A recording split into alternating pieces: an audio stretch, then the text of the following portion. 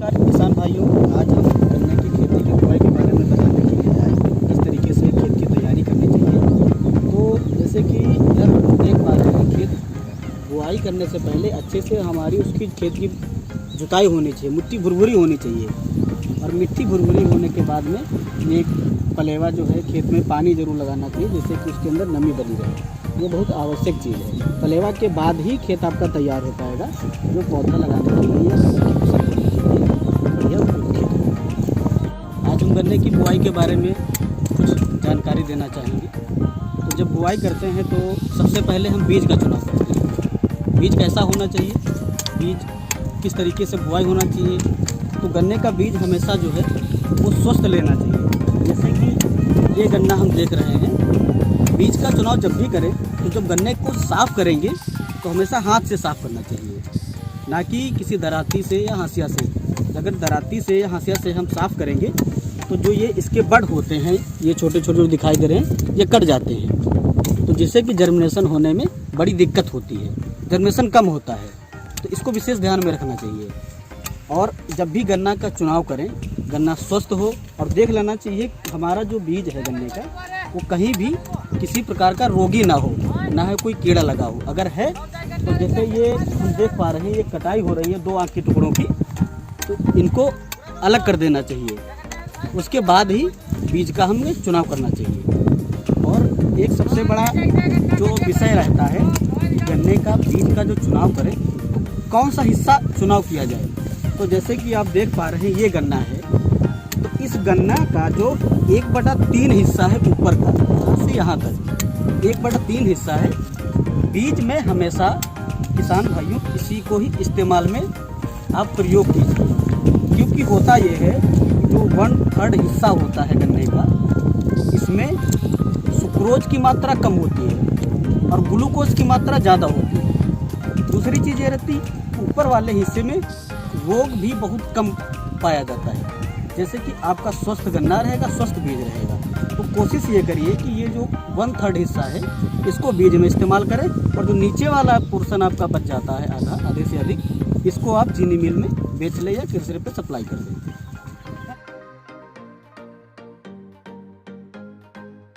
अभी हम बताना चाह रहे हैं कि गन्ने के बुआई से पहले बीज उपचार कैसे करते हैं और किन किन दवाइयों का इस्तेमाल करना चाहिए।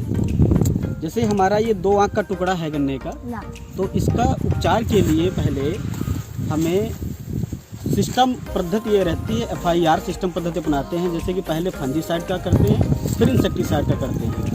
तो फंजीसाइड में आप हेक्सास्टाप ले लीजिए, जो कि बहुत अच्छी सूटेबल दवाई मानी जाती है। हेक्सास्टाप जो है उसको ले लीजिए, और इमिडाक्लोप्रिड इसको ले लीजिए, उससे इसका उपचार कर दीजिए। जैसा कि आप इस फोटो में देख सकते हैं, इसमें दिखाया जा रहा है। तो अब ये आता है कि हेक्सास्टाप कितना इस्तेमाल करें। तो हेक्सास्टाप जो है किसान भाइयों, 1 ग्राम 1 लीटर में घोल बना लीजिए और उसमें इसको डाल दीजिए। और इमिडाक्लोप्रिड 100 ग्राम 100 लीटर में घोल बना लीजिए। उससे इसको उपचार करके आप सुबह बुआई के लिए इस्तेमाल कर सकते हैं। इस प्रकार से भी आप देख सकते हैं इसमें जो बीज उपचार करते दिखाया जाए। भाइयों, अब एक उपाय आता है कि बुआई कैसे करें। ये बहुत महत्वपूर्ण प्रोसेस है, प्रक्रिया है। किस तरीके से बुआई करनी चाहिए, इसको भी बहुत ध्यान में रखना चाहिए। जैसे कि आप देख पा रहे हैं, हमारे पास ये 2 टुकड़े हैं। अब इन दोनों टुकड़ों को किस तरीके से बुआई करनी है, तो इसमें आपको हम बुआई करके बता रहे हैं किस तरीके से। जैसे अधिक जर्मिनेशन आप लें तो इस वाले में आप देख पा रहे हैं केवल 1 आँख है इस वाले गन्ने में, और इस गन्ने में एक ये आँख है और एक ये आँख है। डबल बड, ये डबल बड हो गया और ये आपका सिंगल बड हो गया। अब इन दोनों को बुआई कैसे करेंगे, ये बहुत महत्वपूर्ण प्रक्रिया है। ये सिंगल बड आँख है, तो इसको हमेशा हम इस तरीके से करेंगे, जैसे कि ये आपकी 1 आँख ये ऊपर रहे और ये आपका यहीं पे ये डबल आँख का टुकड़ा है। तो डबल आँख के टुकड़े को इस तरीके से नहीं बुआई करेंगे कि ये सिंगल रहे, ये आँख ऊपर रहे। इसको हमेशा इस तरीके से करेंगे। तो जैसे कि 1 आँख आपकी इधर साइड रहेगी और दूसरी आँख ये आपकी इधर साइड रहेगी, जिससे कि जर्मिनेशन आपका हमेशा अच्छा होगा और उत्पादन भी अच्छा होगा। और तो अब किसान भाइयों, जैसे कि आप हमको देख पा रहे होंगे, हमारे खेत की बुआई हो गई है।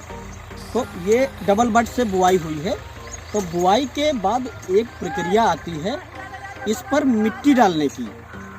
तो कितनी मात्रा में मिट्टी डालें जिससे जर्मिनेशन अच्छा हो।